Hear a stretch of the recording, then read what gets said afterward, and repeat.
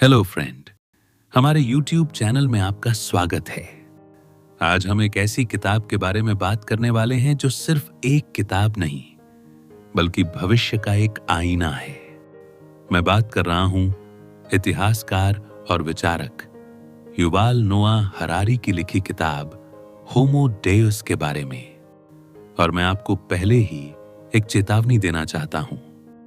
इस audio book को सुनने के बाद आपकी सोच की नींव हिल जाएगी। मैं आपको वारंटी देता हूं, आप दुनिया को, टेक्नोलॉजी को और खुद को जिस नजर से देखते हैं वो हमेशा के लिए बदल जाएगा। अगर आप उस सच का सामना करने के लिए तैयार नहीं हैं जो पर्दे के पीछे से हमारी दुनिया को चला रहा है, तो इस ऑडियो बुक को यही बंद कर दें, क्योंकि ये सफर कमजोर दिल वालों के लिए नहीं है। क्या आपको कभी ऐसा महसूस हुआ है कि आपका फोन आपकी अगली ख्वाहिश के बारे में आपसे पहले ही जान जाता है? क्या आपने कभी सोचा है कि सोशल मीडिया पर आपको वही चीजें क्यों दिखती हैं जो आप देखना चाहते हैं, और धीरे धीरे आप दुनिया को एक ही नजरिए से देखने लगते हैं? क्या आपके मन में यह डर आता है कि कहीं इस टेक्नोलॉजी के दौर में हम इंसान पीछे न रह जाएं, सिर्फ एक मशीन के हाथ की कठपुतली बनकर? अगर आपके मन में ये सवाल आते हैं तो आप अकेले नहीं हैं। ये ऑडियो बुक सीधे इन्हीं सवालों के सेंटर में जाती हैं। ये उन लोगों के लिए है जो ये समझना चाहते हैं कि 21वीं सेंचुरी में असली ताकत किसके हाथ में है। युवाल नोआ हरारी हमें बताते हैं कि इंसानियत ने अपने पुराने दुश्मनों को लगभग हरा दिया है। वो दुश्मन थे अकाल, महामारी, युद्ध। अब जब ये मेन प्रॉब्लम्स नहीं रही, तो इंसानियत ने अपने लिए 3 नए और विशाल लक्ष्य तय किए हैं, और वो है अमृता पाना, हमेशा की खुशी हासिल करना, खुद भगवान जैसी डिवाइन पावर्स प्राप्त करना। ये कोई साइंस फिक्शन कहानी नहीं है। ये सिलिकॉन वैली की इंपॉर्टेंट कंपनीज का, बायोटेक लैब्स का और आर्टिफिशियल इंटेलिजेंस के प्रोग्रामर्स का असली एजेंडा है। लेकिन इस भगवान बनने की कंपटीशन में एक नया धर्म चुपचाप जन्म ले रहा है। एक ऐसा धर्म जो इंसान की इमोशंस से अधिक डेटा के फ्लो को महत्व देता है। एक ऐसा धर्म जो आपकी आजाद मर्जी को एक भ्रम मानता है। तो क्या हम सच में भगवान बनने की राह पर हैं, या फिर हम अनजाने में अपनी इंसानियत को ही एक ऐसे एल्गोरिदम्स के हवाले कर रहे हैं जो हमें हमसे बेहतर समझता है? अगर आप उन पावर्स को समझना चाहते हैं जो आपकी जिंदगी के फैसले ले रही हैं और आने वाले कल के लिए खुद को तैयार करना चाहते हैं, तो मेरे साथ इस सफर पर चलिए, क्योंकि जो आप जानने वाले हैं वो आपको हैरान भी करेगा और शायद हमेशा के लिए जगा देगा। तो चलिए शुरू करते हैं पहले चैप्टर से। चैप्टर 1, इंसान का नया एजेंडा। वो 3 दुश्मन जिन्हें हमने लगभग हरा दिया है। आप सोचिए, आज से 100-200 साल पहले एक आम इंसान की सबसे इंपॉर्टेंट चिंता क्या होती थी? उसके मन में सबसे विशाल डर किस चीज का होता था? जवाब है 3 चीजें: भुखमरी, महामारी, युद्ध। हजारों सालों से इंसानियत इन 3 दुश्मनों से मुकाबला कर रही थी। कभी अकाल आता था तो लाखों लोग भूखे मर जाते थे, गांव के गांव खाली हो जाते थे, लोग एक रोटी के खंड के लिए कुछ भी करने को तैयार थे। फिर आती थी महामारी, प्लेग, चेचक, हैजा जैसी बीमारियां में आती थीं और शहरों को कब्रगाह में बदल देती थी। किसी को नहीं पता था कि यह क्यों हो रहा है, इसका इलाज क्या है। लोग इसे भगवान का प्रकोप मानकर बस मरने का इंतजार करते थे। और तीसरा दुश्मन था युद्ध। राजाओं और साम्राज्यों की जंगों में लाखों आम सैनिक और नागरिक मारे जाते थे। किसी को नहीं पता था कि अगला हमला कब होगा, कौन सा शहर लूट लिया जाएगा और किसका घर जला दिया जाएगा। यह हजारों साल की हकीकत थी, इंसान की बेबसी की कहानी। लेकिन अब आप अपने चारों तरफ देखिए। क्या आज हमारी सबसे इंपॉर्टेंट चिंता भूखमरी है? नहीं, बल्कि आज दुनिया के कई हिस्सों में भूखमरी से ज्यादा लोग मोटापे से मर रहे हैं। आज हमारे पास इतना अनाज है कि हम पूरी दुनिया का पेट भर सकते हैं। समस्या अब उत्पादन की नहीं, बल्कि डिस्ट्रीब्यूशन की है।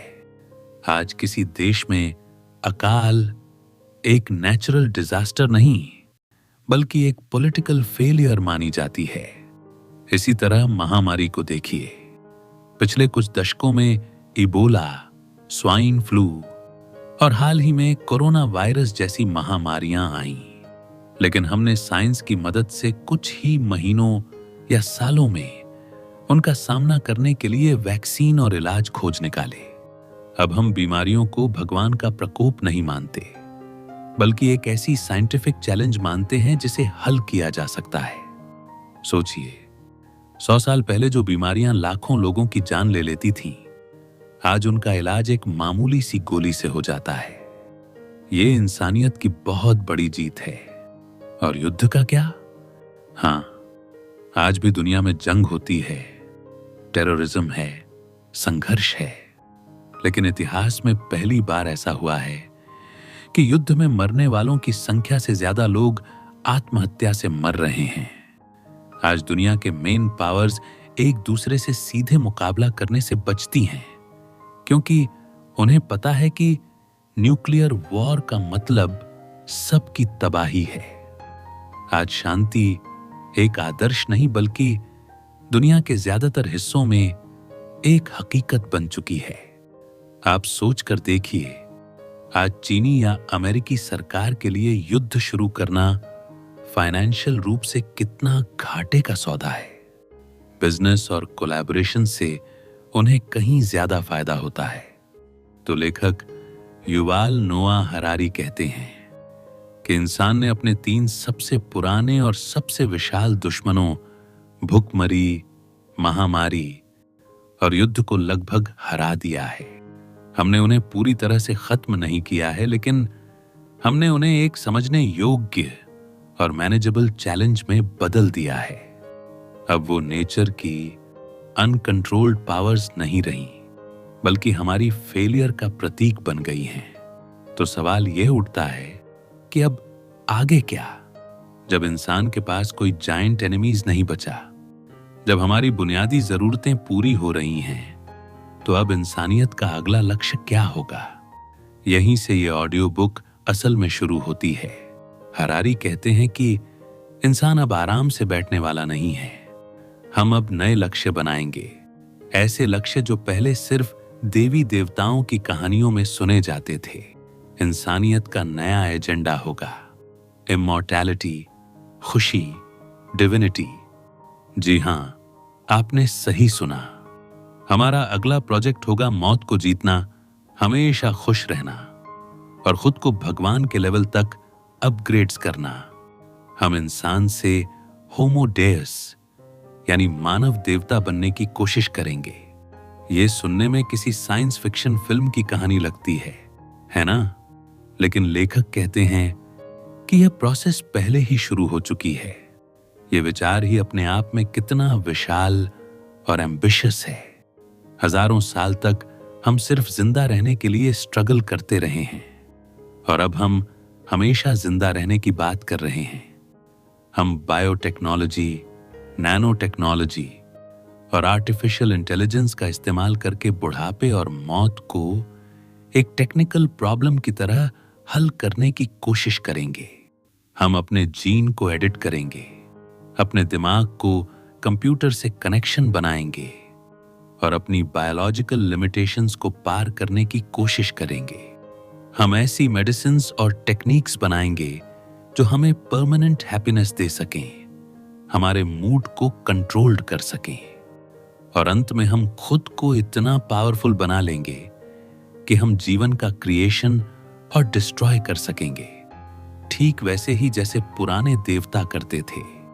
लेकिन ये रास्ता जितना अट्रैक्टिव लगता है, उतना ही डेंजरस भी है।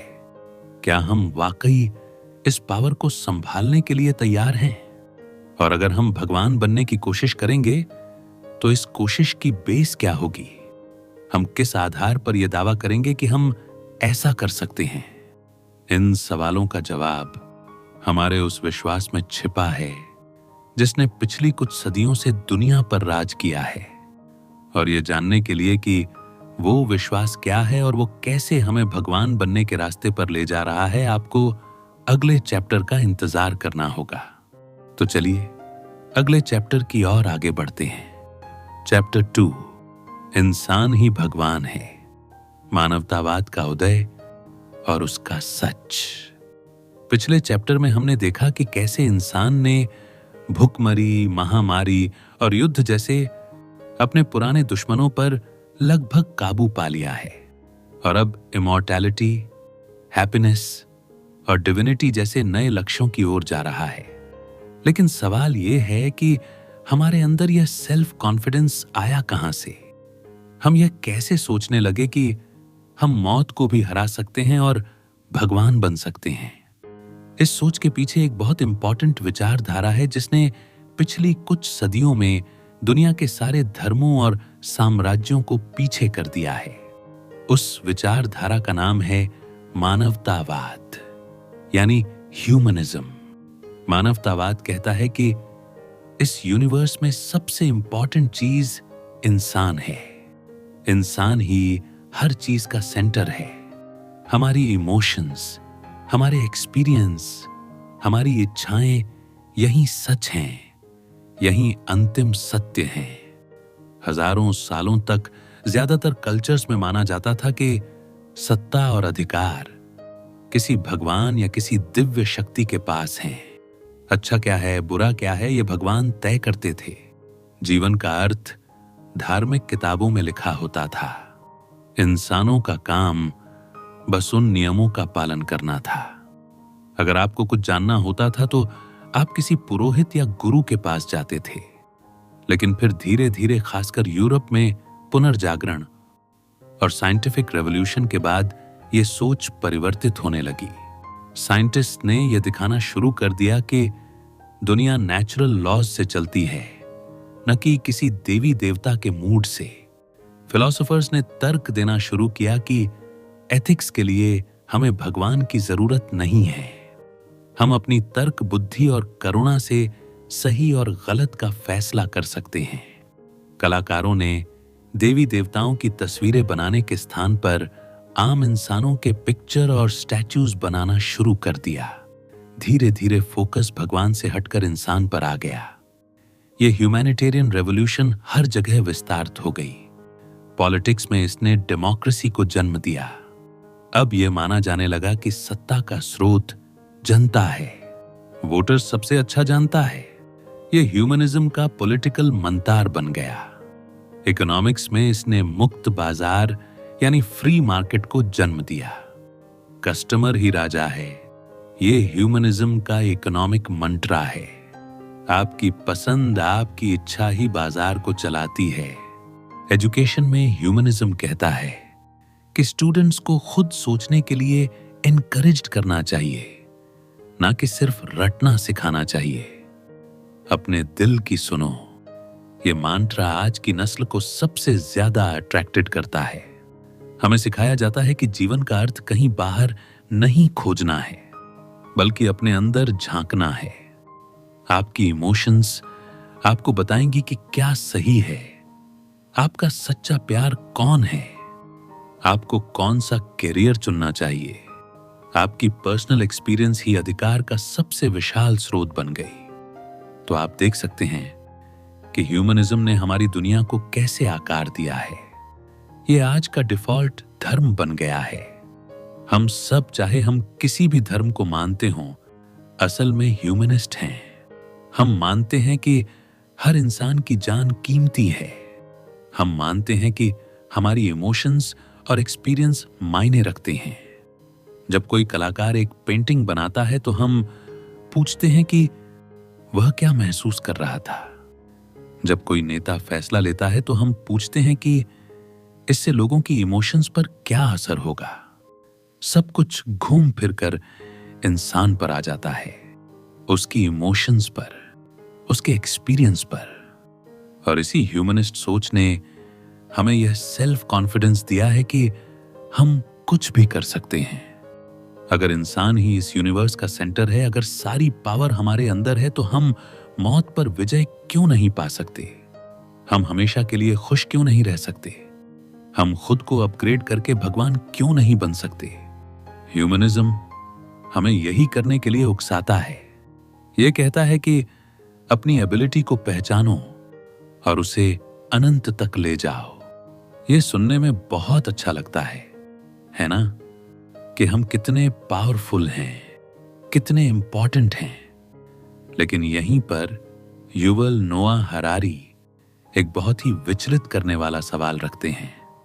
वो कहते हैं कि जिस साइंस ने ह्यूमनिज्म को जन्म देने में मदद की थी, वही साइंस अब ह्यूमनिज्म की बुनियाद को हिला रहा है। पिछले 20-30 सालों में बायोलॉजी और कंप्यूटर साइंस में जो खोजें हुई हैं, वो ह्यूमनिज्म के दो सबसे विशाल आधारों पर हमला कर रही हैं। पहला आधार है यह विचार कि हर इंसान एक डिविजिबल सेल्फ या आत्मा है। दूसरा आधार है यह विचार कि हमारे पास स्वतंत्र इच्छा यानी फ्री विल है। साइंस अब कह रहा है कि यह दोनों ही बातें शायद एक भ्रम है, एक कहानी है जो हमने खुद को सुनाई है। साइंटिस्ट जब ब्रेन का स्टडी करते हैं तो उन्हें कोई एक स्वतः गुप्त या आत्मा का केंद्र नहीं मिलता। उन्हें बस लाखों न्यूरॉन्स मिलते हैं जो एक दूसरे को सिग्नल भेज रहे हैं। हमारा ब्रेन एक सेंट्रलाइज्ड ऑफिस की तरह नहीं, बल्कि एक बहुत विशाल जन समूह की तरह काम करता है, जिसमें कोई एक लीडर नहीं है। इसी तरह न्यूरोसाइंस के प्रयोग ये दिखा रहे हैं कि जिसे हम स्वतंत्र इच्छा से लिया गया फैसला कहते हैं, वो असल में हमारे दिमाग में कुछ सेकंड पहले ही तय हो चुका होता है। हमारे दिमाग में होने वाली बायोकेमिकल प्रोसीजर्स हमारे फैसले लेती हैं और हमारा कॉन्शियस माइंड बस बाद में उन फैसलों के लिए एक कहानी रच लेता है कि मैंने यह फैसला लिया। सोचिए, अगर आपके पास कोई एक आत्मा नहीं है और अगर आपके पास स्वतंत्र इच्छा भी नहीं है, तो फिर ह्यूमनिज्म का क्या होगा? अगर आपके फैसले आपके नहीं हैं, तो फिर वोटर्स सबसे अच्छा जनता है या कस्टमर ही राजा है? इन बातों का क्या मतलब रह जाएगा? ये एक बहुत विशाल और गंभीर संकट है। हम भगवान बनने के रास्ते पर तो निकल गए हैं, लेकिन जिस जमीन पर होकर हम ये दावा कर रहे थे, साइंस उसी जमीन को हमारे पैरों के नीचे से हटा रहा है। अगर इंसान बस एक बायोकेमिकल एल्गोरिदम्स का गुच्छा है, अगर हमारी इमोशंस और इच्छाएं बस गणनाएं हैं, तो फिर हम किसी कंप्यूटर एल्गोरिदम से बेहतर कैसे हुए? ये एक ऐसा सवाल है जो हमारे पूरे सोसाइटी, हमारी पॉलिटिक्स, हमारे लॉ और हमारे पर्सनल लाइफ के मीनिंग को चैलेंज देता है। और अगर हमारी आजादी सच में एक धोखा है, एक वहम है, तो इसका हमारी आने वाली जिंदगी पर क्या असर होगा? क्या कोई और है जो हमारे इन बायोकेमिकल एल्गोरिदम को हमसे बेहतर समझ सकता है और हमें कंट्रोल्ड कर सकता है? इस चौंकाने वाले और परेशान करने वाले सच की गहराई में उतरने के लिए हमें अगले चैप्टर में चलना होगा, जहां हम साइंस के सबसे विशाल खुलासे का सामना करेंगे। तो चलिए अगले चैप्टर की ओर आगे बढ़ते हैं। चैप्टर 3, क्या आप सच में आजाद हैं? साइंस का सबसे विशाल धोखा।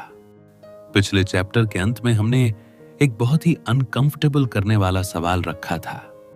क्या हमारी स्वतंत्र इच्छा या फ्री विल महज एक भ्रम है? ह्यूमनिज्म की पूरी इमारत इसी विश्वास पर टिकी है कि आप और मैं अपने फैसले खुद लेते हैं। मैं चुनता हूं कि मुझे किसे वोट देना है, मैं चुनता हूं कि मुझे क्या खरीदना है, और मैं चुनता हूं कि मुझे किससे प्यार करना है। मेरे ये चुनाव मेरी स्वतंत्र इच्छा का रिजल्ट है। लेकिन क्या होगा अगर मैं आपसे कहूं कि साइंस अब इस दावे को पूरी तरह से खारिज कर रहा है? क्या होगा अगर मैं आपसे कहूं कि आपके अंदर कोई मैं है ही नहीं जो फैसले लेता है? ये सुनकर झटका लगाना। चलिए इसे और गहराई से समझते हैं। 1980 के दशक में बेंजामिन लिबेट नाम के एक न्यूरो साइंटिस्ट ने एक बहुत ही फेमस एक्सपेरिमेंट्स किया। उन्होंने लोगों को एक चेयर पर बिठाया और उनके सिर पर इलेक्ट्रोड लगाकर उनके दिमाग की गतिविधि को रिकॉर्ड करना शुरू किया।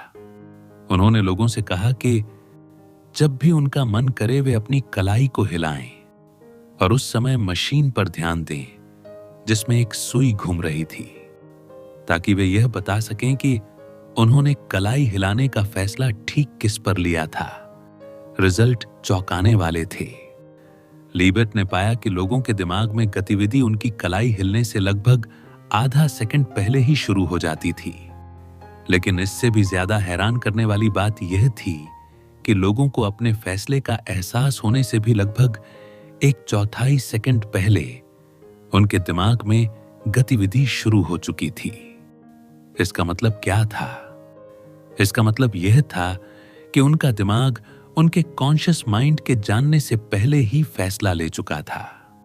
जिसे वे अपनी स्वतंत्र इच्छा समझ रहे थे, वो असल में उनके दिमाग में पहले से चल रही एक बायोकेमिकल प्रोसेस का नतीजा था। यह सिर्फ एक प्रयोग नहीं था। इसके बाद हुए कई और मॉडर्न और सोफिस्टिकेटेड एक्सपेरिमेंट्स ने भी इसी बात की पुष्टि की है।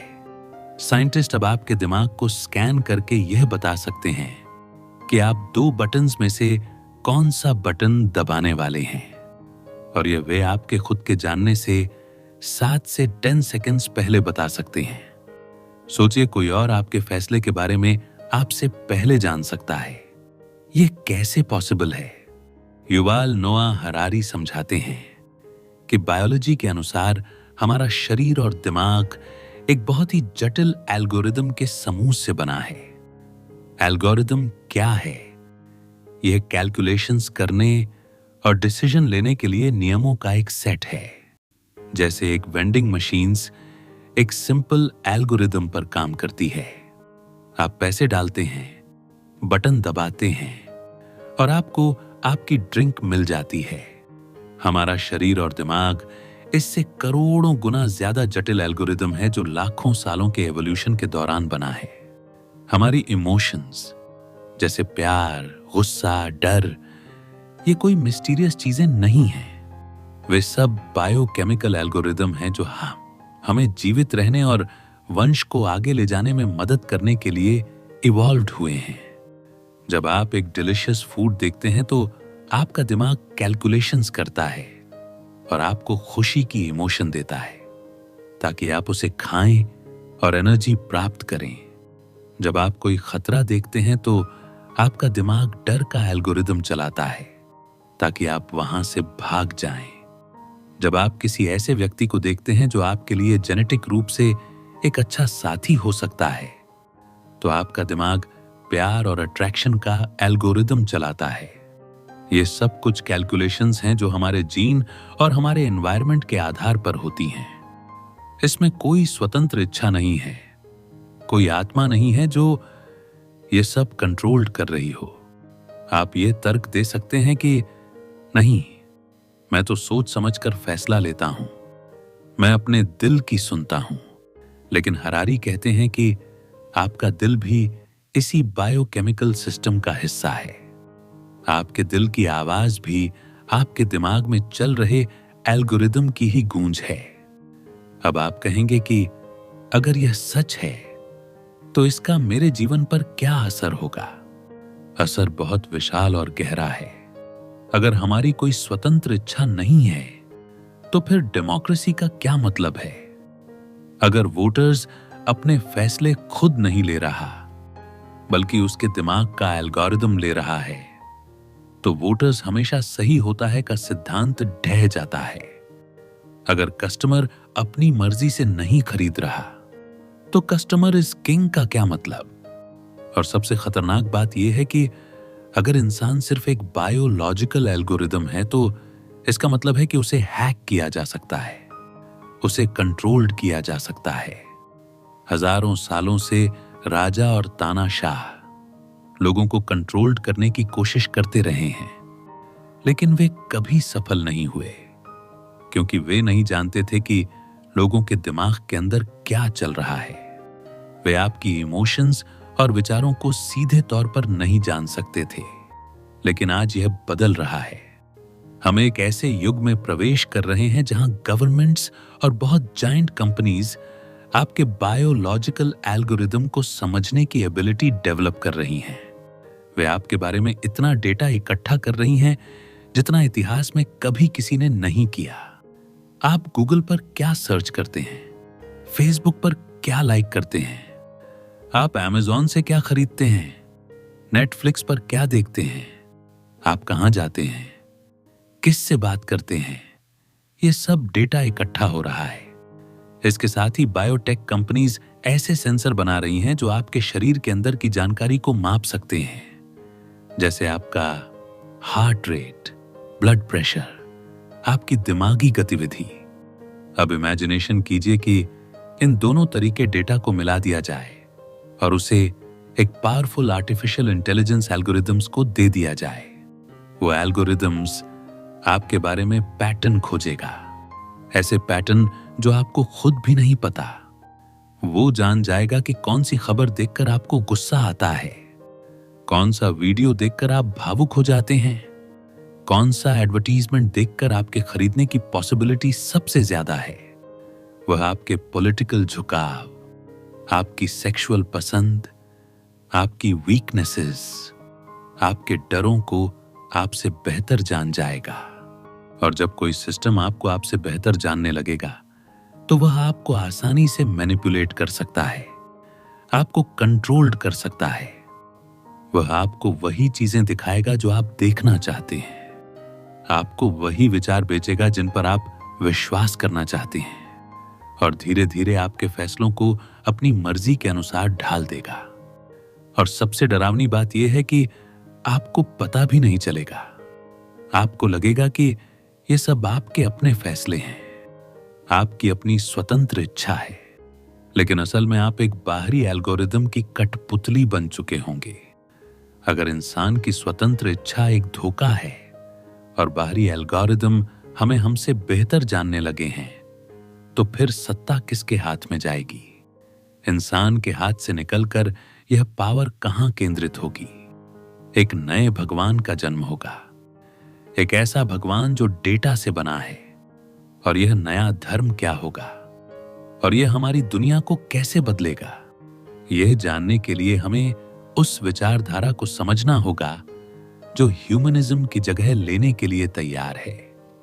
तो चलिए अगले चैप्टर की और आगे बढ़ते हैं। चैप्टर 4, डेटा ही नया धर्म है, डेटावाद का इनक्रेडिबल राइज।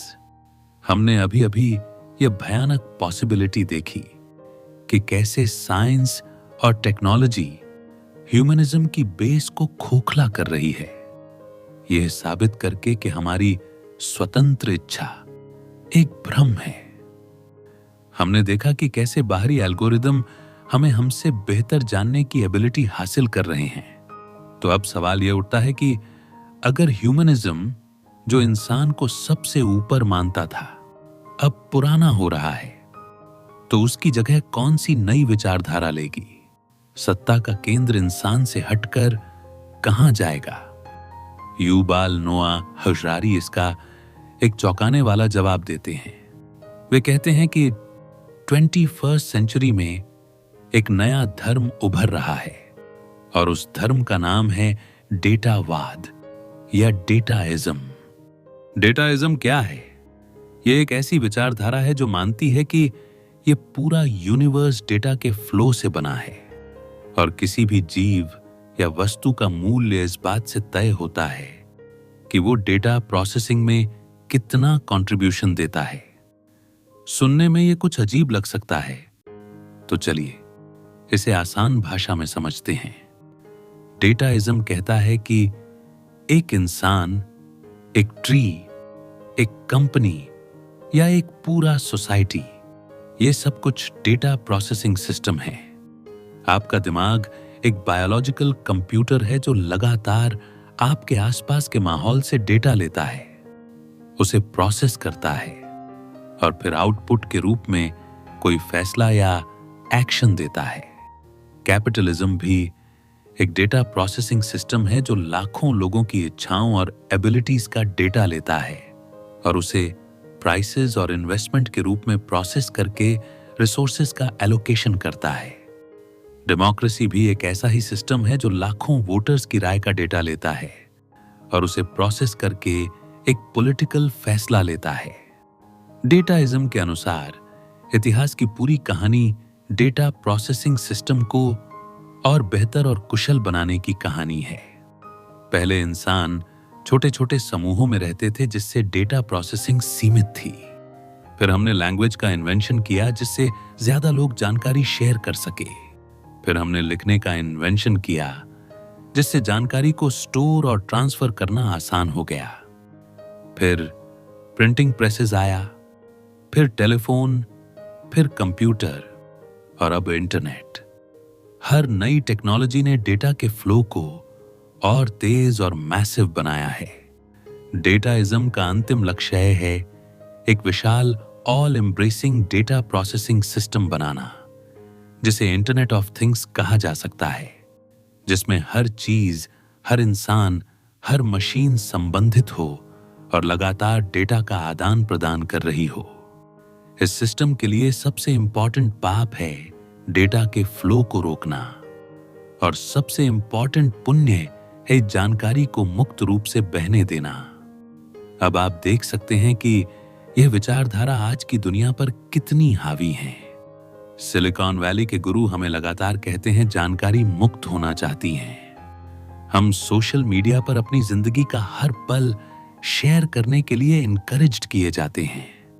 हम अपने हेल्थ, अपनी लोकेशन, अपनी इमोशंस का डेटा कंपनीज को खुशी खुशी दे देते हैं, अक्सर फ्री सर्विसेज के बदले में। डेटाइज्म हमें विश्वास दिलाता है कि अगर हम सिस्टम को ज्यादा से ज्यादा डेटा देंगे तो सिस्टम हमें बेहतर हेल्थ, बेहतर इकोनॉमी, बेहतर गवर्नमेंट देगा। और काफी हद तक ये सच भी है। मेडिकल डेटा को शेयर करने से डिजीजेस के नए इलाज मिल सकते हैं। ट्रैफिक डेटा को शेयर करने से जाम की समस्या हल हो सकती है। लेकिन इस विचारधारा का एक डार्क साइड भी है जो बहुत डेंजरस है। डेटाइज्म इंसान को इस महान डेटा फ्लो में महज एक छोटा सा हिस्सा मानता है। ह्यूमनिज्म कहता था कि एक्सपीरियंस का वैल्यू तब है जब आप उसे महसूस करते हैं, लेकिन डेटाइज्म कहता है कि एक्सपीरियंस का कोई वैल्यू नहीं है अगर आप उसे शेयर नहीं करते हैं। अगर आपने छुट्टियों में बहुत ब्यूटीफुल सनसेट देखा लेकिन उसकी फोटो खींचकर इंस्टाग्राम पर पोस्ट नहीं की तो डेटाइज्म की नजर में वह एक्सपीरियंस व्यर्थ हो गया। आपका वैल्यू इस बात से नहीं है कि आप क्या महसूस करते हैं, बल्कि इस बात से है कि आप सिस्टम के लिए कितना डेटा जनरेटेड करते हैं। इस नई दुनिया में इंसान की रोल धीरे धीरे कम होती जा रही है। पहले हम डेटा प्रोसेसिंग के सबसे बेहतरीन टूल्स थे, लेकिन अब हम के इलेक्ट्रॉनिक एल्गोरिदम बना रहे हैं जो हमसे कहीं बेहतर और तेजी से डेटा प्रोसेस कर सकते हैं। गूगल का सर्च एल्गोरिदम्स दुनिया की सारी जानकारी को हमसे बेहतर प्रोसेस कर सकता है। अमेज़न का एल्गोरिदम्स हमारी खरीदने की आदतों को हमसे बेहतर समझता है। तो डेटाइज्म के इस नए धर्म में भगवान कौन है? भगवान है वह विशाल यूबिक्विटस एल्गोरिदम्स। और हम इंसान क्या हैं? हम उस भगवान के भक्त हैं जिनका काम है अपनी जिंदगी को डेटा में बदलकर उस भगवान को अर्पित करना। और इस धर्म के पुरोहित कौन हैं? वे हैं गूगल, फेसबुक, अमेज़न जैसी विशाल टेक्नोलॉजी कंपनी और वे गवर्नमेंट्स जो इस डेटा को इकट्ठा और कंट्रोल करती हैं। वे हमें बताते हैं कि अगर हम अपनी प्राइवेसी, अपनी स्वायत्तता का कुछ हिस्सा बलिदान देंगे तो बदले में हमें फैसिलिटी, सिक्योरिटी और हेल्थ का वरदान मिलेगा और हम खुशी खुशी यह सौदा कर लेते हैं। हम अपनी स्वतंत्र इच्छा को एक बेहतर एल्गोरिदम्स के हाथों में सौंपने के लिए तैयार हो जाते हैं। अगर गूगल मैप्स हमें बताता है कि एक रास्ते पर ट्रैफिक है, तो हम अपनी सूझबूझ पर भरोसा करने के बजाय एल्गोरिदम्स पर भरोसा करते हैं। अगर नेटफ्लिक्स हमें बताता है कि हमें कौन सी मूवी पसंद आएगी, तो हम उसे ही देखते हैं। धीरे धीरे हम जीवन के खास फैसले भी एल्गोरिदम्स को सौंपना शुरू कर देंगे।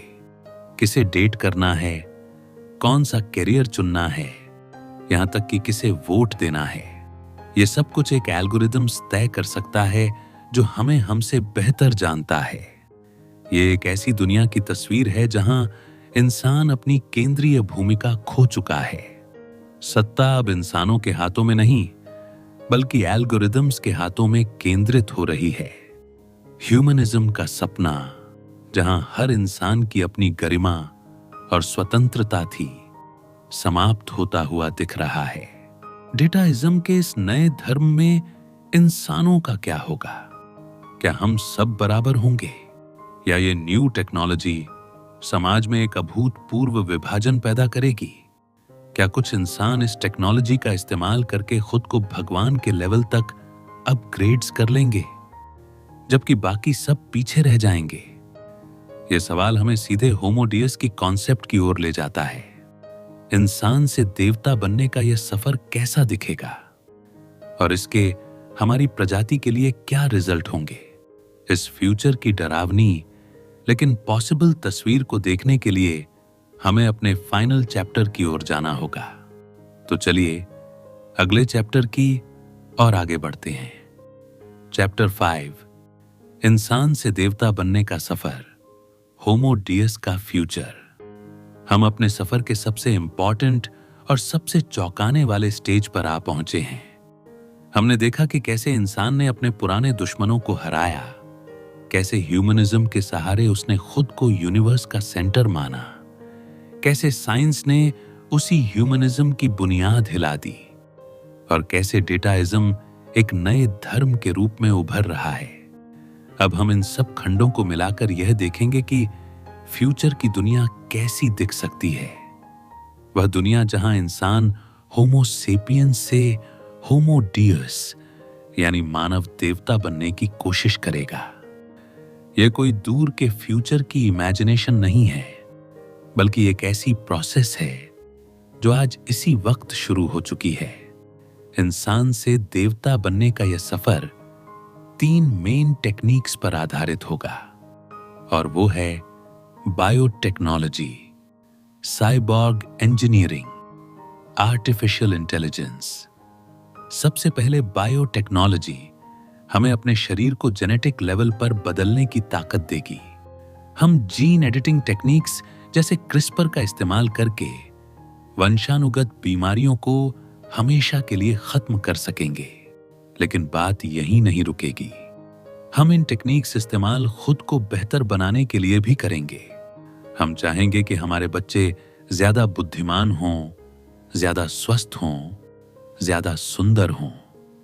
हम अपनी उम्र को आगे ले जाने के लिए, शायद हमेशा के लिए जवान बने रहने के लिए अपने जीन के साथ छेड़खानी करेंगे। हम ऐसे इंसान डिजाइन करना शुरू कर देंगे जो किसी खास काम के लिए बने हों, जैसे सुपर सोल्जर या सुपर एथलीट। ये प्रोसेस इंसान को नेचुरल डेवलपमेंट के नियमों से आजाद कर देगी और उसे इंटेलिजेंट डिजाइन के दायरे में ले आएगी, जहां हम खुद अपने क्रिएटर होंगे। दूसरा रास्ता है साइबॉर्ग इंजीनियरिंग का। इसमें हम अपने बायोलॉजिकल बॉडी को नॉन बायोलॉजिकल यानी आर्टिफिशियल ऑर्गन्स के साथ मिलाएंगे। ये भी आज हो रहा है। हम सुनने की मशीनें, प्रोस्थेटिक हैंड, पैर और पेसमेकर का इस्तेमाल करते हैं, लेकिन फ्यूचर में ये और आगे जाएगा। हम अपने दिमाग को सीधे कंप्यूटर और इंटरनेट से कनेक्टेड करने की कोशिश करेंगे। इमेजिनेशन कीजिए कि आप बिना कुछ बोले या टाइप किए सिर्फ सोचकर किसी को मैसेज भेज सकते हैं, या इंटरनेट से कोई भी जानकारी सीधे अपने दिमाग में डाउनलोड कर सकते हैं। आप अपनी यादों को क्लाउड पर स्टोर कर सकते हैं। ये हमें अभूतपूर्व मेंटल एबिलिटीज देगा, लेकिन ये हमें हैकिंग और मैनिपुलेशन के प्रति और भी ज्यादा सेंसिटिव बना देगा। अगर आपका दिमाग इंटरनेट से कनेक्टेड है तो कोई उसे हैक भी कर सकता है, आपकी यादों को बदल सकता है, या आपके विचारों में वायरस डाल सकता है। और तीसरा और सबसे शक्तिशाली रास्ता है पूरी तरह से इनऑर्गेनिक यानी नॉन ऑर्गेनिक जीवन का निर्माण, यानी आर्टिफिशियल इंटेलिजेंस। हम ऐसे एआई बना रहे हैं जो कई मामलों में इंसानी बुद्धि को पार कर चुके हैं। शतरंज और गो जैसे खेलों में एआई ने दुनिया के बेस्ट प्लेयर्स को हरा दिया है। फ्यूचर में एआई डॉक्टर्स, लॉयर्स, ड्राइवर्स और शायद साइंटिस्ट्स की जगह भी ले लेंगे। क्या होगा जब एआई हमसे हर एक एरिया में बेहतर हो जाएगा? क्या होगा जब एआई इतनी तेजी से सीखना और एडवांस्ड होना शुरू कर देगा कि हम इंसान उसे समझ भी नहीं पाएंगे? इसे सिंगुलैरिटी कहते हैं, और यह मानव इतिहास का अंत हो सकता है, क्योंकि इसके बाद क्या होगा ये हमारी समझ से परे है। हो सकता है कि ये सुपर इंटेलिजेंट एआई हमें अपने पालतू जानवरों की तरह देखें, या शायद चींटियों की तरह हैं जिन पर हम ध्यान भी नहीं देते। अब इन तीनों रास्तों को मिलाकर देखें, फ्यूचर का सोसाइटी कैसा दिखेगा। हरारी एक बहुत ही विचलित करने वाली तस्वीर पेश करते हैं। वे कहते हैं कि 21वीं सेंचुरी की सबसे विशाल चैलेंज फाइनेंशियल डिफरेंस नहीं बल्कि बायोलॉजिकल इनइक्वालिटी होगी। इतिहास में पहली बार अमीर और गरीब सिर्फ धन दौलत में अलग नहीं होंगे, बल्कि अपनी शारीरिक और मानसिक एबिलिटीज में भी अलग हो जाएंगे। जो अमीर और शक्तिशाली लोग होंगे वे इन न्यू टेक्नोलॉजीज का खर्च उठा पाएंगे। वे बायोटेक्नोलॉजी से अपनी उम्र आगे ले जाएंगे, अपनी बुद्धि को तेज करेंगे। वे साइबॉर्ग बनकर अपनी एबिलिटीज को अनंत तक ले जाएंगे। वे सचमुच में होमो डियस बन जाएंगे, यानी मानव देवता। और बाकी की आम जनता का क्या होगा? जो लोग इन एक्सपेंसिव टेक्नोलॉजीज का खर्च नहीं उठा पाएंगे वे होमो सेपियंस ही रह जाएंगे। समाज दो प्रजातियों में बंट जाएगा, अपग्रेडेड सुपर ह्यूमन और ऑर्डिनरी इंसान। और इससे भी बुरी बात यह है कि जैसे जैसे एआई और ऑटोमेशन अधिक होगा, आम इंसानों की फाइनेंशियल अवेलेबिलिटी भी खत्म हो जाएगी। आज मशीनें शारीरिक काम छीन रही हैं, कल एआई मानसिक काम भी छीन लेगा। तो करोड़ों अरबों लोगों का क्या होगा जिनके पास कोई काम नहीं होगा, कोई फाइनेंशियल सपोर्ट नहीं होगा? हरारी उन्हें एक बहुत ही क्रूअल नाम देते हैं, द यूजलेस क्लास, यानी बेकार वर्ग। ये वो विशाल आबादी होगी जिसे सिस्टम की अब जरूरत नहीं है। उन्हें शायद सरकारें बेसिक इनकम और एंटरटेनमेंट के लिए वर्चुअल रियलिटी गेम देकर शांत रखने की कोशिश करें, लेकिन वे सोसाइटी और फ्यूचर की कहानी से पूरी तरह बाहर हो जाएंगे। ये एक ऐसी दुनिया होगी जो आज की किसी भी इनइक्वालिटी से कहीं ज्यादा भयानक होगी। ये सिर्फ कंप्लीट इनजस्टिस नहीं होगी, ये इररिलेवेंट होगी। अमीर और गरीब दो अलग अलग ग्रहों पर रहने लगेंगे, जिनकी कैपेबिलिटीज, जिनकी आकांक्षाएं और जिनकी रियलिटीज पूरी तरह से अलग होंगी। ये होमो डियस का फ्यूचर है, एक ऐसा फ्यूचर जहां कुछ इंसान भगवान बन जाएंगे और बाकी धूल में मिल जाएंगे। ये कोई डिफॉल्ट फ्यूचर नहीं है, ये सिर्फ एक पॉसिबिलिटी है, एक चेतावनी है। लेखक हमें डराना नहीं चाहते, बल्कि हमें जगाना चाहते हैं। वे चाहते हैं कि हम आज इन मुद्दों पर सोचना शुरू करें, बहस करें। हम किस तरह का फ्यूचर बनाना चाहते हैं? क्या टेक्नोलॉजी का इस्तेमाल पूरी इंसानियत की भलाई के लिए होना चाहिए, या सिर्फ कुछ चुनिंदा लोगों को अपग्रेड करने के लिए। ये फैसले आज हमारे हाथों में हैं, लेकिन अगर हम इन पर ध्यान नहीं देंगे तो ये फैसले हमारे लिए ले लिए जाएंगे उन इंजीनियर्स, इंडस्ट्रियलिस्ट्स और इन्वेस्टर्स द्वारा जो इन टेक्निक्स को बना रहे हैं, और शायद उनका एजेंडा आपसे और मुझसे बहुत अलग हो। अब जब हमने फ्यूचर की इस चौंकाने वाली तस्वीर को देख लिया है, तो हमें सोचना होगा कि हम यहां से कहां जाते हैं। इस पूरी ऑडियो बुक से हमें क्या सीखना चाहिए? चलिए अपने फाइनल कंक्लूजन में इन सभी विचारों को समेटते हैं। तो चलिए शुरू करते हैं फाइनल कंक्लूजन। चैप्टर 6, फ्यूचर आपके हाथ में है। तो दोस्तों, हमने होमो डियस की इस लंबी और विचार उत्तेजक जर्नी को पूरा कर लिया है। हमने इंसान के अतीत की जीतों से लेकर फ्यूचर की अनबिलीवेबल और कुछ हद तक डरावनी पॉसिबिलिटीज तक का सफर तय किया। हमने देखा कि कैसे भूखमरी, महामारी और युद्ध पर काबू पाने के बाद इंसानियत अब इमॉर्टैलिटी, हैप्पीनेस और डिविनिटी के पीछे भाग रही है। हमने ह्यूमनिज्म के उदय और उसके पतन की कहानी सुनी और यह जाना कि कैसे साइंस हमारी स्वतंत्र इच्छा के विचार को ही चुनौती दे रहा है। हमने डेटाइज्म नामक नए धर्म के बारे में सीखा, जो इंसान को नहीं बल्कि डेटा के फ्लो को सबसे ऊपर रखता है। और अंत में हमने उस फ्यूचर की एक झलक देखी जहां सोसाइटी होमो डियस यानी मानव देवताओं और एक बेकार वर्ग में विभाजित हो सकता है। ये सब सुनकर शायद आप कुछ बेचैन, कुछ परेशान या शायद कुछ डरा हुआ महसूस कर रहे होंगे, और ये नेचुरल है। युवाल नोआ हरारी का मकसद हमें कंफर्ट देना नहीं, बल्कि हमें अनकंफर्टेबल करना है। उनका उद्देश्य फ्यूचर की एक्यूरेट प्रिडिक्शन करना नहीं है। वे कोई प्रिडिक्टर नहीं है, वे एक हिस्टोरियन हैं, और वे हमें यह दिखा रहे हैं कि आज जो ऑप्शन हम चुन रहे हैं वे हमें किस रास्ते पर ले जा सकते हैं। इस ऑडियो बुक का सबसे बड़ा लेसन यह नहीं है कि फ्यूचर में रोबोट हम पर राज करेंगे या हम सब बेकार हो जाएंगे। सबसे बड़ा लेसन यह है कि हमें आज जागने की जरूरत है।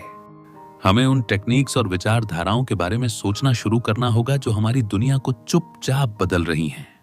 हमें खुद से कुछ बहुत ही इंपॉर्टेंट सवाल पूछने होंगे। क्या हम सच में अपनी प्राइवेसी को फैसिलिटी के लिए कुर्बान करने को तैयार हैं? क्या हम चाहते हैं कि कुछ जायंट कंपनीज और गवर्नमेंट्स हमारे बारे में हमसे ज्यादा जानें? हम आर्टिफिशियल इंटेलिजेंस और बायोटेक्नोलॉजी को कैसे कंट्रोल करना चाहते हैं?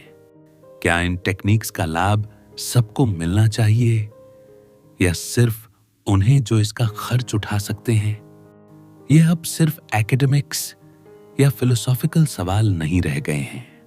ये पॉलिटिकल और पर्सनल सवाल हैं जिनका असर हमारी और हमारे बच्चों की जिंदगी पर होगा।